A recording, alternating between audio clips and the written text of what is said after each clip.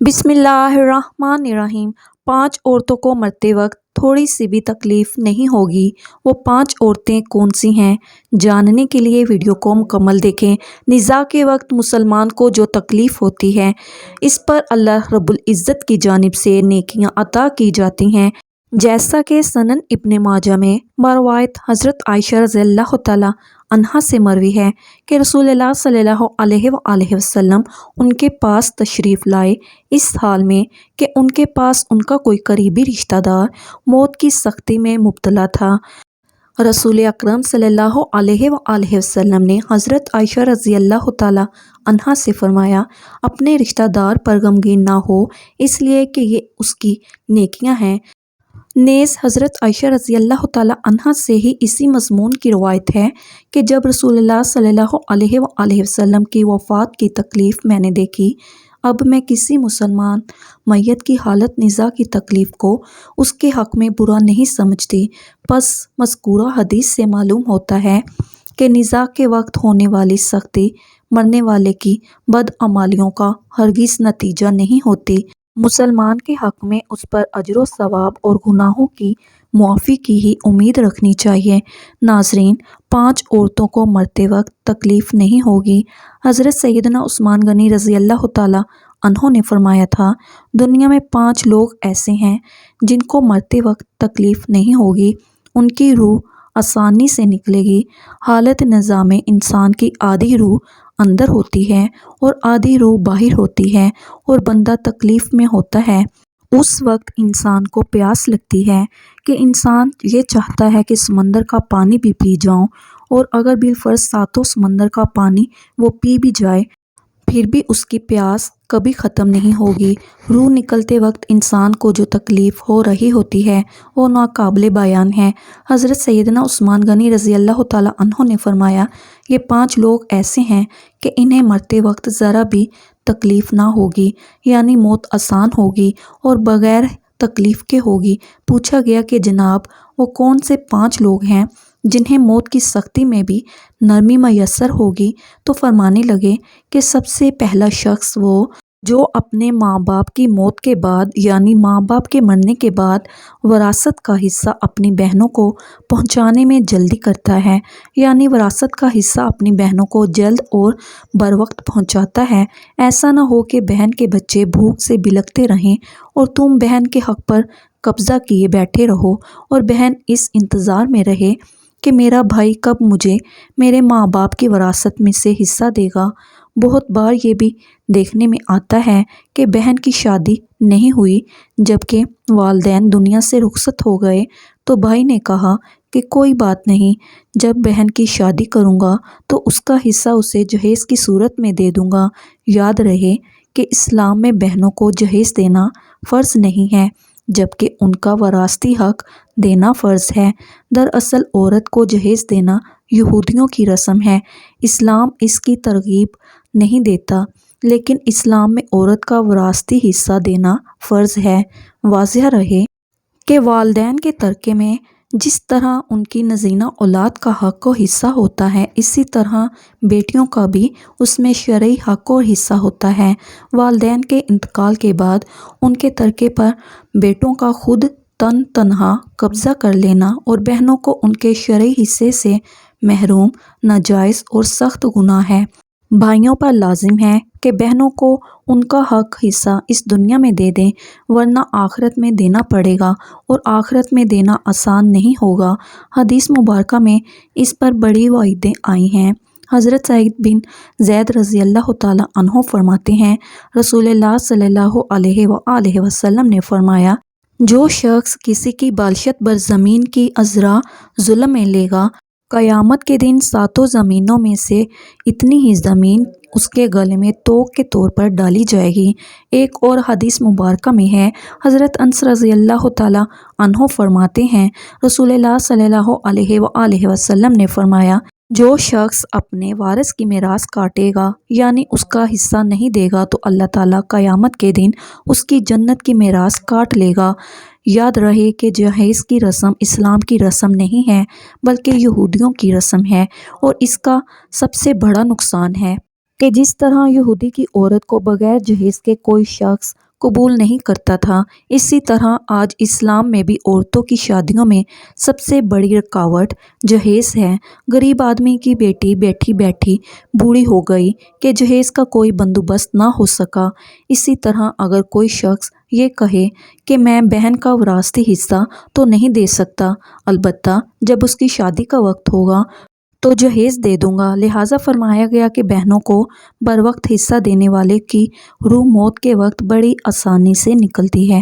ایک عورت کا بھائی جب فوت ہوا تو اس عورت نے بہت اصرار کیا کہ مجھے بھی قبرستان لے چلو، میں بھی اپنے بھائی کی قبر پر جانا چاہتی ہوں۔ خیر اس کے اس اصرار کو قبول کیا گیا اور اسے قبرستان میں اس جگہ لے جایا گیا جہاں اس کے بھائی کی تدفین ہونے والی تھی۔ اس کے دیکھتے ہی دیکھتے میت کو قبر میں اتارا گیا اور اس کے بھائی کو مٹی کے سپرد کر دیا گیا۔ جب دعا کی باری آئی تو تمام عزیز و اقارب کے سامنے اس روتی ہوئی بہن نے آسمان کی جانب اپنے ہاتھ اٹھائے اور آسمان کی جانب دیکھا۔ اس کا دل رو رہا تھا، آنکھیں چھم چھم برس رہی ہیں۔ اس نے ایک ایسی دعا کی کہ لوگوں کے مردہ ضمیر کو جگا دیا۔ روتی ہوئی بہن نے آسمان کی جانب دیکھ کر فریاد کی کہ اے میرے مالک، اے انصاف کرنے والے، آج میرا بھی انصاف کر دے۔ رو رو کر کہنے لگی، میرے مالک، تو میرے اس ظالم بھائی کو اپنی رحمت سے دور رکھنا، ایسے دور رکھنا جیسے اس نے میرے والدین کی وراثت سے مجھے دور رکھا ہے۔ میرے بچے بھوک سے بلکتے رہے لیکن اس ظالم کو میرے بچوں پر ذرا بھی ترس نہ آیا۔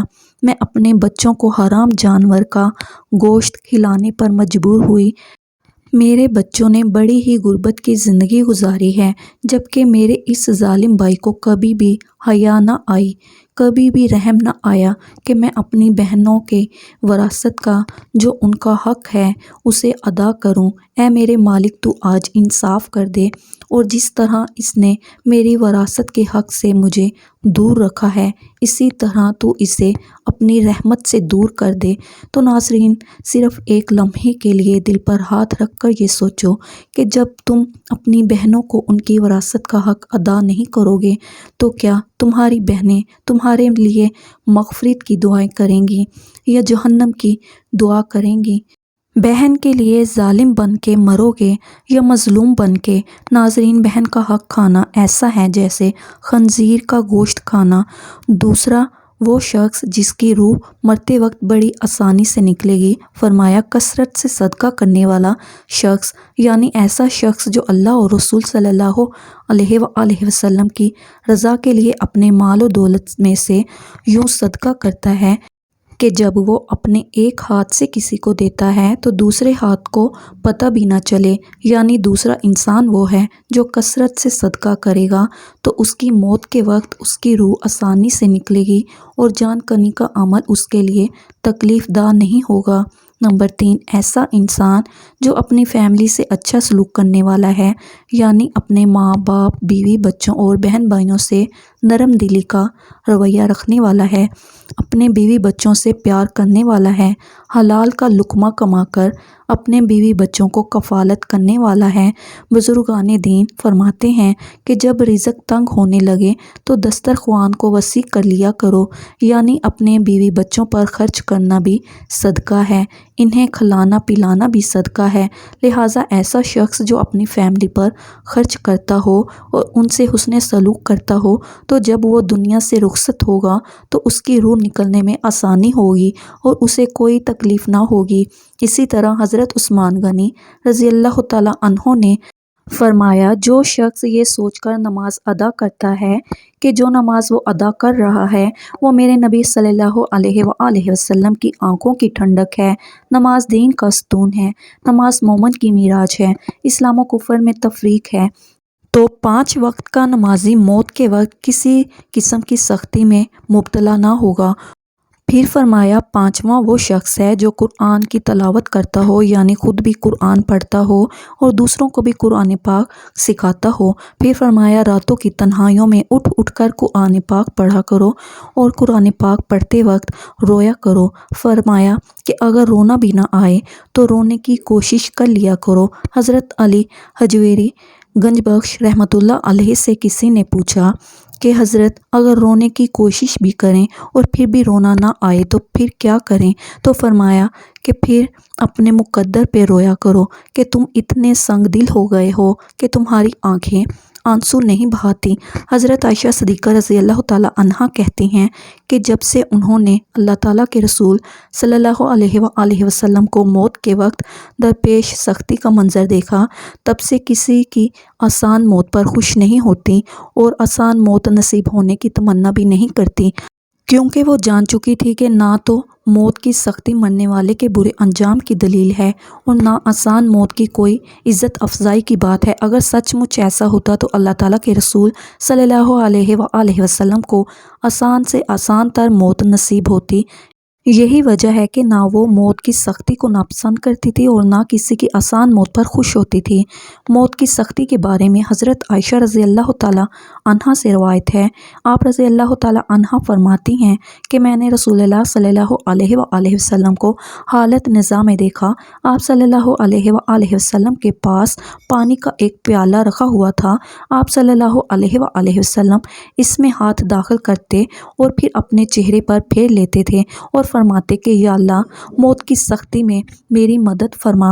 मुख्तलिफ अहादीस मुबारक से मालूम होता है कि मोमिन की रूह बहुत आसानी से निकलती है और रूह के निकलते ही उसके लिए खुशखबरियाँ शुरू हो जाती हैं, जबकि काफिर के बारे में आता है कि उसकी रूह इंतहाई सख्ती के साथ कब्ज़ कर ली जाती है और उसी वक्त से उसके बुरे अहवाल शुरू हो जाते हैं। अलबत्ता मतअद्दिद अहादीस मुबारका में है, ये भी मज़कूरा है कि अल्लाह ताला ने मौत के अंदर एक ऐसी शिद्दत और सख्ती रखी है कि उसका एहसास दुनिया से जाने वाले हर शख्स को होता है, ख्वाह वो नेक मुसलमान हो या बद या काफिर हो। लेकिन मोमिन पर जो तकलीफ़ आती है वो उसके गुनाहों की माफ़ी और दर्जात की बुलंदी के लिए होती है, जबकि काफिर पर जो तकलीफ़ आती है उसके बदअमालियों की सज़ा के तौर पर आती है। चनाचा एक हदीस में आता है कि मोमिन जब गुनाह करता है इस वजह से उस पर मौत के वक्त सख्ती की जाती है ताकि उसके गुनाहों का कफ़ारा हो, और काफिर भी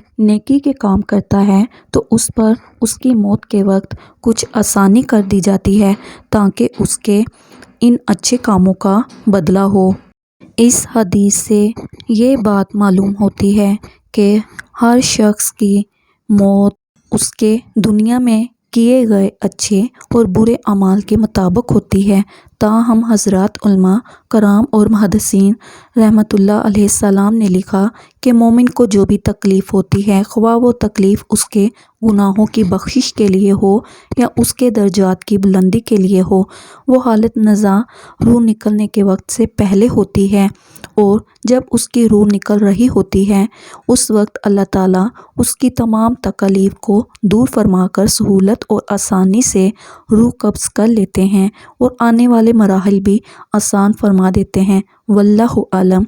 अल्लाह पाक से दुआ है कि हम सब मुसलमानों की मौत के वक्त की सख्तियों को दूर फरमा कर हमारा ख़ात्मा ईमान पर करे और हम सब मुसलमानों पर अपनी रहमतें अता फ़रमाए।